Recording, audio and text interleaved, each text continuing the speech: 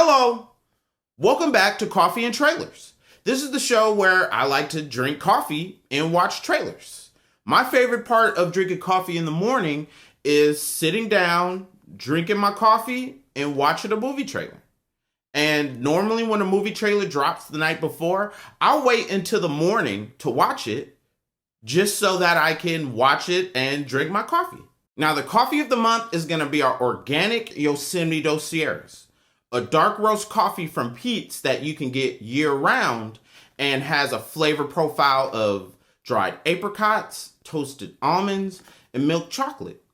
It's a single origin coffee from the Sierra Nevada del Santa Marta Mountains in Colombia, and it goes through a wash process. What a wash process is when they take the coffee bean and they wash off various layers of fruit before the drying process, and they use water to wash off the mucilage after the coffee is fermented. Now, every coffee has a story, and with Yosemite Dos Sierras, it's farmed without clearing forests, which is a requirement needed for bird-friendly certification.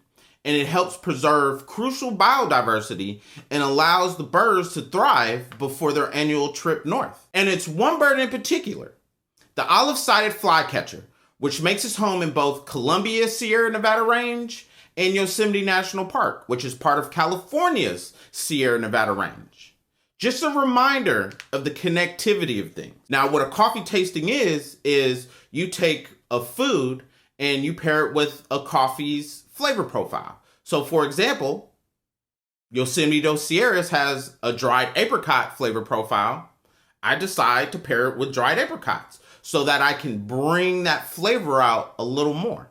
So after the coffee is poured, the first step you want to do in a coffee pairing is you want to smell the coffee so that you can get the aroma of the coffee and see if you can smell any of those flavor notes or what you smell initially.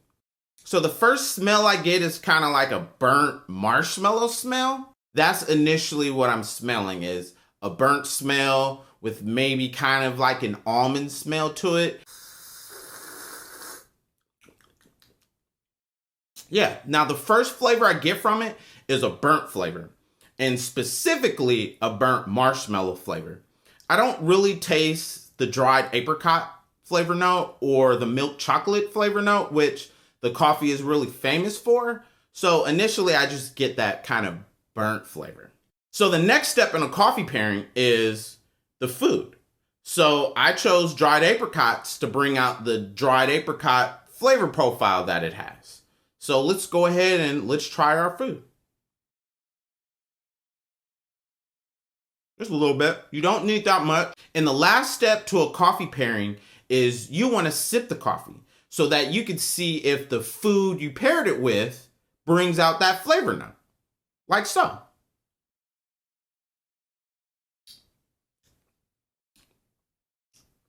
Yeah. See, so I don't necessarily get an apricot flavor from it, but by the pairing, what it's done is it's given the coffee a bright finish, more like a medium roast, when initially it didn't have that type of finish. It had a dark roast finish. So I would definitely try this pairing at home to see if you get the same type of results that I get. Do you taste the dried apricot, or does it kind of give you that bright finish when you pair it with the apricot? Just the cool things you could do with coffee. Hello.